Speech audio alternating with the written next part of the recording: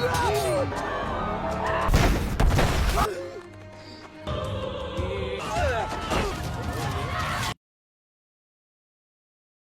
हम देखेंगे एक नई movie the women king. Movie की शुरुआत 1823 में होती है, जब वेस्ट अफ्रीका के दोहमे राज्य की औरतें कुछ आदमियों से लड़ती हैं और उन्हें बुरी तरह से काट कर मार डालती हैं। जब युद्ध खत्म होता है तो दिखाते हैं वे अपने राज्य की औरतों को छुड़ाने आई थी, जिन्हें इन आदमियों ने बंदी बनाकर रखा हुआ था और उनसे गुलामी करवा रहे थे।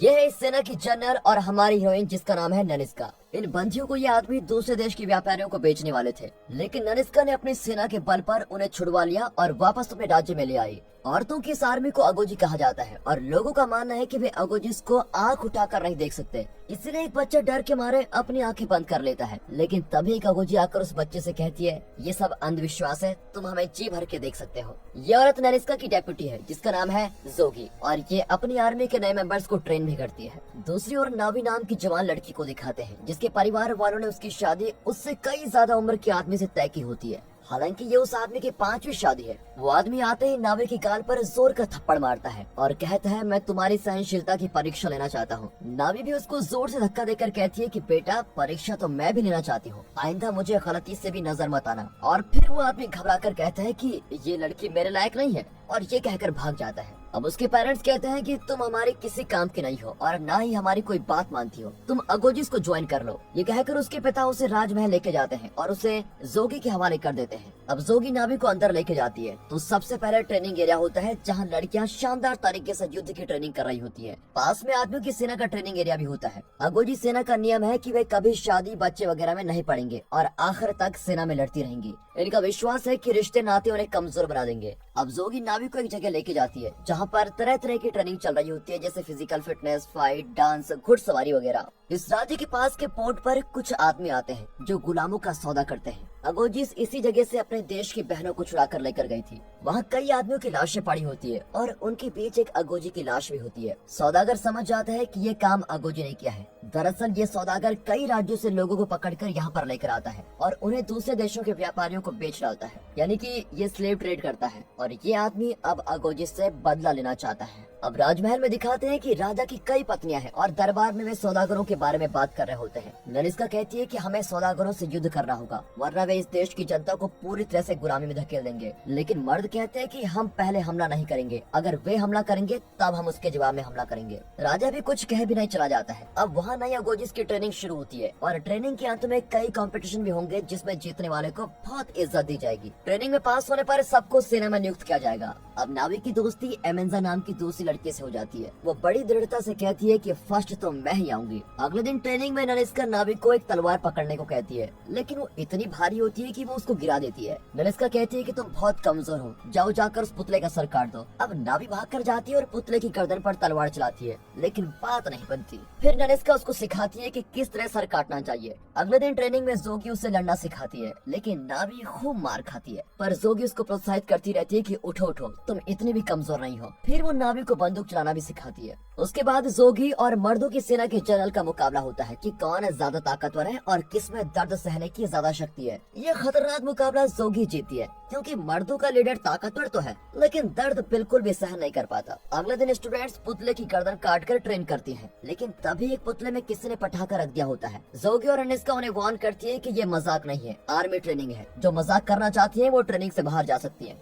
उसी रात ननिस्का अचानक नींद से उठती है तो जोगी पूछती है कि क्या तुम्हें दोबारा वही बुरा सपना आया? हाँ जोगी, वही बुरी बात साई की तरह मेरा पीछा कर रही है। लगता है ये दोनों एक दूसरे के बारे में बहुत अच्छी तरह से जानती हैं। वहाँ नावी रात भर मन लगाकर अपनी ट्रेनिंग जारी रखती है। देखते ही देखते दोनों ग्रुप्स की ट्रेनिंग खत्म होती है और राजा के सामने कंपटीशन शुरू होता है। तभी दो सौदागर वहाँ पर आते हैं। उनमें से एक को देखते ननिस्का का खून खौलने लगता है, क्योंकि कई साल पहले इस आदमी और इसके साथियों ने मिलकर ननिस्का पर अपनी मर्दानगी थोपी थी। सौदागर कहते हैं कि अगोजिस की वजह से हमारा धंधा चौपट हो रहा है, अगर ऐसा ही चलता रहा तो हमें आपके देश पर हमला करना पड़ेगा और हमारी सेना के आगे आपकी छोटी सी सेना धूल समान है। इसलिए चुपचाप हमारे घाटे के लिए कुछ भरपाई कीजिए और यहाँ की कुछ लड़कियों को भी हमारे साथ भेज दीजिए। अब राजा भी उनकी शर्तों को मान जाता है और ननिस्का कुछ लड़कियों को चुनती है, जिनमें नावी भी है। फिर वहाँ गुलामों को खरीदने विदेश से दो आदमी आते हैं। गोरे आदमी का नाम सांटो है और गोरे रंग का आदमी का नाम है मलिक, जिसके पिता पिता गोरा था और माँ इसी राज्य की रहने वाली थी। यहाँ के गुलामों की हालत देखकर मलिक बहुत दुखी होता है। तब ननिस्का अपनी सेना की लड़कियों को लेकर वहाँ आती है और कहती है, ये लो तुम्हारी भरपाई। फिर वो लड़कियों को इशारा करता है और सबके सब सौदागर को गालियाँ देकर वहाँ से चली जाती है। पर ननिस्का सौदागर से भिड़ जाती है। इतने में सौदागर की सेना उसकी मदद के लिए आ रही होती है। अब नावी जानती है कि इतने आदमियों के आगे ननिस्का टिक नहीं पाएगी, इसलिए वो एंट्रेंस गेट की रस्सी को काट देती है और गेट बंद हो जाता है। यहाँ ननिस्का अपना पूरा गुस्सा सौदागर पर उतारती है और लड़ते लड़ते उसके साथ खुद भी धड़ करके नीचे गिरती है। इतने में सौदागर की सेना गेट के अंदर आ जाती है। इस बीच ननिस्का उठती है और नावी को लेकर वहाँ से तेजी से भागती है। फिर दोनों दीवार के उस तरफ पानी में छलांग मारती है। वहाँ उनके साथ ही बोट में उनका इंतजार कर रही होती है और इस तरह ननिस्का और उसकी सेना ये साबित कर देती है कि उनके देश की लड़कियां गुलाम और बिकाऊ नहीं है। अगर किसी ने उन्हें खरीदने की कोशिश भी की तो हम उनका मुंह काला कर देंगे। पर सांटो को तो गुलामों की सख्त जरूरत है और वो अगोजी से बात करने जाता है। बीच में मलिक नदी में नहाने लगता है तो नावी को देखता है। अब नावी पूछती है कि तुम ना तो काले हो और ना गोरे, ये कैसा अजीब रंग है तुम्हारा। इस पर मलिक अपना फ्लैशबैक बताता है और इस तरह दोनों में दोस्ती भी हो जाती है। फिर सांटो और मलिक राजा से मिलते हैं और नई अगोजिस का कंपटीशन देखने बैठ जाते हैं। पहले सभी को कांटों के बीच से गुजरकर दूसरी ओर निकलना होता है। सबका बुरा हाल होता है।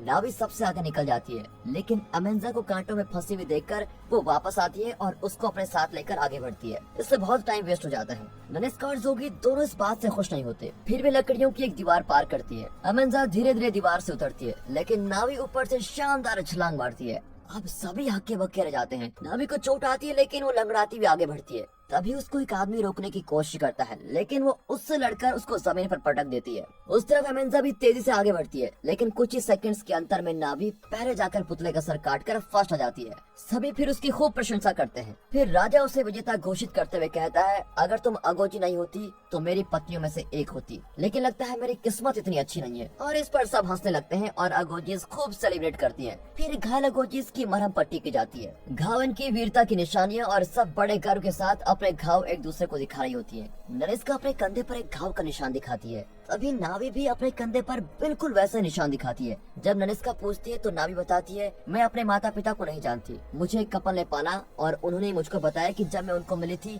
तो मेरे कंधे पर निशान था। और ये सुनकर ननिस्का का चेहरा एकदम से बदल जाता है और वो जोगी को बताती है कि नावी मेरी बेटी है। जोगी कहती है कि तुम तो हर किसी को अपनी बेटी मान बैठी हो। यहाँ सैंटो राजा से गुलामों की मांग करता है, पर राजा कहता है कि तुम्हारे देश में लोगों को खरीदते बेचते होंगे, लेकिन यहाँ तुम्हारी दाल नहीं गलने वाली, तुम जा सकते हो। इसी बीच मलिक नावी से अकेले में मिलता है और कहता है कि आज रात जंगल में मुझसे मिलना। रात को जब सब उत्सव मना रहे होते हैं तो नावी अकेले जंगल में मलिक से मिलती है। वो बताता है कि मैं और सैंटो यहाँ गुलामों को खरीदने नहीं आए हैं, बल्कि सौदागर ने हमें इसलिए भेजा ताकि हम एक तरफ राजा से बातचीत करें और दूसरी तरफ वो तुम लोगों पर हमला करने वाला है। अब कुछ देर बात करने के बाद मलिक उसको अपनी तलवार देता है और फिर वो भी अपनी कोई चीज मलिक को देती है। फिर दोनों अपनी जगह पर लौट आते हैं। नावी ननिस्का को बताती है कि सौदागर हम पर हमला करने वाले हैं। अब ननिस्का कहती है कि तुम उस मलिक पर भरोसा मत करो। उस पर क्या, किसी भी आदमी पर भरोसा मत करो। फिर वो बताती है कि कई साल पहले उस सौदागर और उसके आदमियों ने एक के बाद एक करके मेरा बलात्कार किया और फिर जंगल के बीच मरने के लिए छोड़ दिया। मैं माँ बन गई, लेकिन अपने बच्चे को कैसे बताती कि उसके पिता उन दरिंदों में से एक था। तभी मैंने फैसला किया कि मैं अगोजी बनूंगी और उन लोगों से बदला चुकाऊंगी, लेकिन अगोजिस के तो बच्चे नहीं हो सकते, इसलिए मैंने अपनी बेटी को किसी और को देने का फैसला किया। जोगी ने डिलीवरी में मेरी मदद की और कुछ जड़ी बूटियां लेने वो जंगल के अंदर गई। इसी बीच मैंने अपने गले की माला से शार्क का दांत निकाला।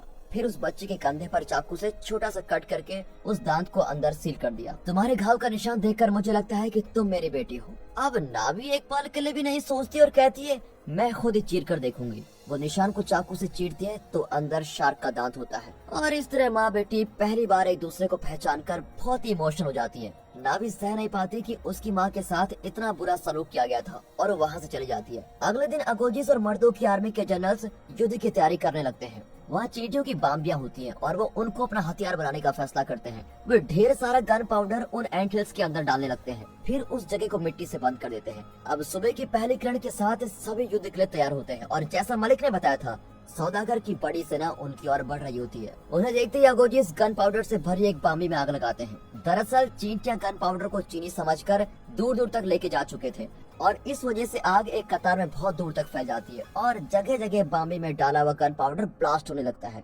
सौदागर की सेना घबराकर इधर उधर भागने लगती है, लेकिन आधे से ज्यादा सैनिक जलकर मारे जाते हैं। बाकी सैनिक अगोजिस को जड़ से मिटाने के लिए तेजी से उनकी ओर बढ़ते हैं। अगोजिस भी उसी तेजी के साथ उनकी ओर बढ़ती है। अब दोनों आमने सामने आ जाते हैं। सौदागर की सेना में आगे की कतार के सैनिक अपनी बंदूकों से इन पर शूट करते हैं, लेकिन वे एक ही शॉट मार पाते हैं। दूसरा शॉट मारने से पहले अगोजिस छलांग लगाकर शूटर्स के पीछे वाले सैनिकों को काट डालती है। अब शूटर्स बिल्कुल चौंक जाते हैं कि ये चल क्या रहा है। इस तरह उन्हें चौंकाकर एन वक्त दौमे की मर्दों की सेना उन शूटर्स को काट डालती है। एक घमासान युद्ध बहुत देर तक चलता है। तभी एक आदमी नावी को उठाकर दूर फेंकता है और वो एक पत्थर से टकराकर बेहोश हो जाती है। एक आदमी ननिस्का को शूट करता है, लेकिन वो अपने तलवार से बुलेट को रोक देती है और उस आदमी की गन छीनकर सभी को शूट करने लगती है। यहाँ मेन्जा बहुत समझदारी से काम लेती है और एक ही शॉट में 4 लोगों को मार डालती है, लेकिन उसे भी गोली लग जाती है। कुछ देर बाद सौदागर के बहुत कम आदमी बचते हैं और वे जान बचाकर भागने लगते हैं, पर जाते जाते वे कुछ घायल अगोजिस को बंदी बनाकर अपने साथ गाड़ी में लेके जाते हैं और उनमें नावी भी होती है।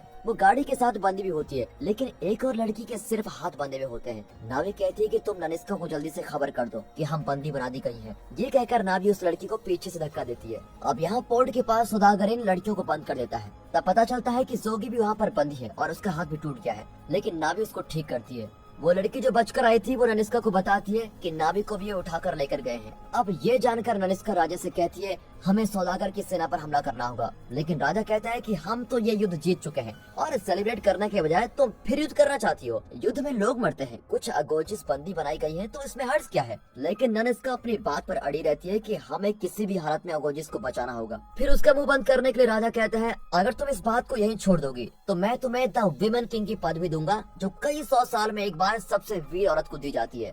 अब मुझसे बहस मत करो और चुपचाप अपनी नई पदवी की शपथ लेने के लिए तैयार हो जाओ। उधर अगोजिस का फिजिकल एग्जामिनेशन किया जाता है और उसके हिसाब से उनका रेट फिक्स होता है। तभी नावी को देखकर मलिक भाग कर आता है और सैंटो को रोक देता है। मौका पाकर अगोजिस बचने की कोशिश करती है, लेकिन नावी पकड़ी जाती है और जोगी को वो लोग गोली मार देते हैं। इतने में मलिक उन आदमियों को मार डालता है जिन्होंने नावी को पकड़ के रखा हुआ था। फिर नावी भागकर जोगी के पास जाती है और उसको उठाने की कोशिश करती है। मरने से पहले जोगी कहती है कि तुम बच निकलो, लेकिन वो नहीं मानती और बहुत रोती है। तभी सौदागर मलिक से कहता है कि अगर ये लड़की चाहिए तो खरीद लो ना, इस तरह मेरा धंधा क्यों चौपट कर रहे हो। ये कहकर वो नावी को मलिक के हाथ बेच देता है। यहाँ राजा के हुक्म के बावजूद ननिस्का अपनी बेटी और दूसरी अगोजिस को बचाने का फैसला करती है और अकेले ही निकल पड़ती है, लेकिन उसके पीछे कुछ और अगोजिस भी आ जाती है और मर्दों की सेना के कुछ लोग और उनका जनरल भी इनके पीछे पीछे भाग कर आते हैं। वे सब अगोजिस को बचाने पोर्ट की ओर बढ़ते हैं। वह नावी मलिक से पूछती है क्या अब मैं तुम्हारी गुलाम हूँ। वो कहता है कि कोई किसी का गुलाम नहीं होता, तुम्हें उन दरिंदों से बचाने के लिए मुझे ऐसा करना पड़ा। वो पूछती है कि क्या तुम मुझे यहाँ बंद रखोगे। इस पर मलिक उसको चाबी पकड़ाकर कहता है तुम जब चाहो जा सकती हो, और ये कहकर वो उसकी घावों पर दवा लगाता है और कहता है आज रात यहाँ रुक जाओ, कल सुबह तक मैं तुम्हें यहाँ से आजाद करवा दूंगा। वह राजा बहुत गुस्से में है कि ननिस्का ने उसका हुक्म नहीं माना। ननिस्का और उसके साथ ही पोर्ट पर पहुंच चुके हैं और वहाँ के गार्ड्स को मार गिराते हैं। फिर अगोजिस के पिंजरे खोलकर उनको हथियार देते हैं। जब अगोजिस बताती है कि जोगी मर चुकी है तो सभी दुखी होते हैं। जब सौदागर को पता चलता है तो वहाँ युद्ध छिड़ जाता है। तब नावी मलिक के कमरे से बाहर आती है और समझ जाती है कि उन्हें बचाने के लिए अगोजिस आई है। वो कमरे में पड़ा हुआ एक ड्रेस पहनकर नीचे आती है और दूसरे अगोजिस के साथ मिलकर लड़ने लगती है। इसी बीच सांटो पोर्ट के पास बंधे हुए कुछ गुलामों को अपने साथ ले जाने की कोशिश करता है और उन्हें जबरदस्ती नाव निकालने को कहता है। मलिक घबराकर वहीं खड़ा रहता है, लेकिन मौका पाते ही गुलामों की जंजीरों को खोल देता है। सभी गुलाम मिलकर सांटो को मार डालते हैं। इतने में सौदागर वहाँ पर आता है और ननिस्का से लड़ने लगता है। आखिर में वो ननिस्का का गला दबाकर उसको चाकू से चीरने की कोशिश करता है, लेकिन ननिस्का ऐन वक्त पर उसका चाकू छीनकर उसके पेट में घूम देती है और वो नीचे गिर जाता है। ननिस्का कहती है कि शायद तुम मुझे अभी भी पहचान नहीं पाए हो। मैं उन अनगिनत औरतों में से एक हूँ जिनका तुमने बलात्कार किया और मरने के लिए छोड़ दिया। ये कहकर वो सौदागर पर आखिरी बार वार करती है और उसको खत्म कर देती है। वह नावी भी कई औरतों को मार गिराती है और आखिरकार अपनी माँ के पास पहुँच जाती है। उसको देखकर ननिस्का बहुत खुश होती है और कहती है ये ड्रेस तुम पर बहुत जच रही है बेटा। वहाँ जिन गुलामों को मलिक ने बचाया था वे मलिक से कहते हैं आप इस नाव में यहाँ से बचकर निकल जाइए, वरना अगोजिस आपको भी मार डालेंगे। आप उस सांटो के साथ जो ठहरे। इस तरह मलिक बच जाता है। यहाँ राजा अनाउंस कर चुका है कि वो एक औरत को द विमेन किंग की पदवी देने वाला है। अब ननिस्का तो यहाँ नहीं है, इसीलिए वो अपनी एक पत्नी को विमेन किंग बनाकर सबके सामने बैठा देता है। उस इवेंट के बीच में ननिस्का, अगोजिस और दूसरे सैनिकों की शानदार एंट्री होती है। ननिस्का कई अगोजिस और गुलामों को सौदागर से बचाकर लेकर आई होती है और उसका शरीर घावों से भरा हुआ है। लोग उनका स्वागत करते हैं और तब वो आदमी जिसने नावी को पाला था और उसे जबरदस्ती अगोजी की सेना में भेज दिया था, वो अपनी बेटी के आगे सर झुकाता है। नावी बहुत खुश हो जाती है। अब ननिस्का राजा से माफी मांगती है कि आपके हुक्म के खिलाफ मैंने एक काम किया, इसके लिए मुझे माफ कर दीजिए। राजा बिना कुछ कहे मंच पर जाता है और ऐलान करता है, मेरा हुक्म न मानकर जनरल ननिस्का ने जो अच्छा काम किया है उसकी सजा उसे जरूर मिलेगी। आज से इस राज्य का राजा मैं नहीं, ननिस्का है, द रियल विमेन किंग। ये सुनकर जनता ननिस्का की जय जयकार करने लगती है और माँ और बेटी फिर एक हो जाते हैं और अगोजिस की खुशी का ठिकाना नहीं होता। और दोस्तों, इसी के साथ ये मूवी यहाँ पर खत्म होती है।